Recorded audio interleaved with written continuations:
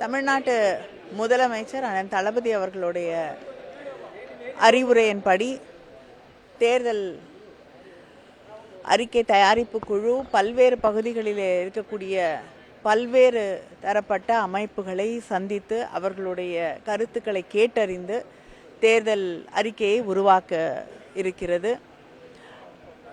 இன்று சென்னையில் இருக்கக்கூடிய பல பகுதிகளில் இருக்கக்கூடிய அமைப்புகளும் அது மட்டும் இல்லாமல் தமிழ்நாட்டில் பல்வேறு பகுதிகளை சார்ந்து இருக்கக்கூடிய அமைப்புகளும் இன்று எங்களை சந்தித்து அவர்களுடைய கருத்துக்களை தெரிவித்திருக்கிறார்கள்.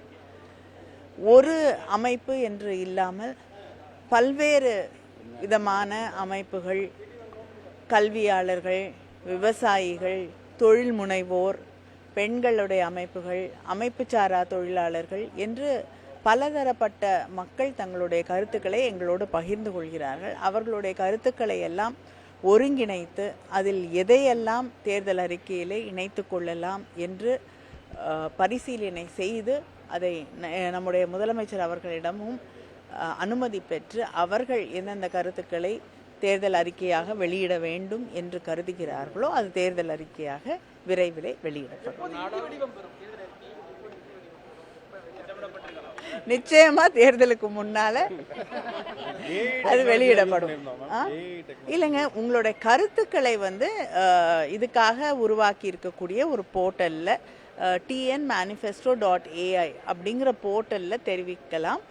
எழுத்துப்பூர்வமாகவோ அல்லது உங்கள் குரல் பதிவாகவோ உங்களுடைய கருத்துக்களை தெரிவித்தால் அதையும் நாங்கள் தேர்தல் அறிக்கையிலே இணைத்துக் கொள்வோம். காங்கிரஸ் மேலிட பொறுப்பாளர் நீங்க சந்திச்சு கூட்டணி தொடர்பா பேசுறதா சொல்றாங்க. என்ன நிலையில இருக்கு மேடம் இப்போ கூட்டணி?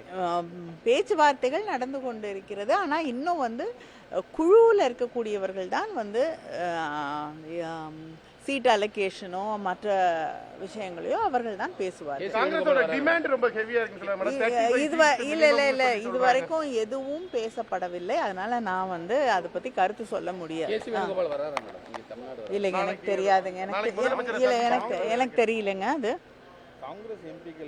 இல்லைங்க, நேற்று 8 எம்பிக்கள் தமிழ்நாட்டை சேர்ந்த சு வெங்கடேசன் அவர்கள் உட்பட மாணிக் தாக்கூர் அவர்கள் உட்பட 8 எம்பிக்கள் நேற்று சஸ்பெண்ட் செய்யப்பட்டிருக்கிறார்கள். எல்ஓபி பேச எழக்கூடிய ஒவ்வொரு நேரத்திலும் அது தடுக்கப்பட்டு அவருடைய உரையை அங்கே பதிவு செய்ய முடியாத ஒரு சூழல் இருந்ததால் தான் அத்தனை பேரும் ஒரு அமளியில் ஈடுபட வேண்டிய ஒரு சூழல் உருவாகியது. திமுக கூட்டணியில மேலும் பல கட்சிகள் வரதுக்கு வாய்ப்பு இருக்கா மேடம்? பேசிட்டு இருக்கிறதா சொல்றாங்க. அது முதலமைச்சர் யாராவது புதிதாக வந்தால் நிச்சயமாக உங்களுக்கு அறிவிப்பார்கள்.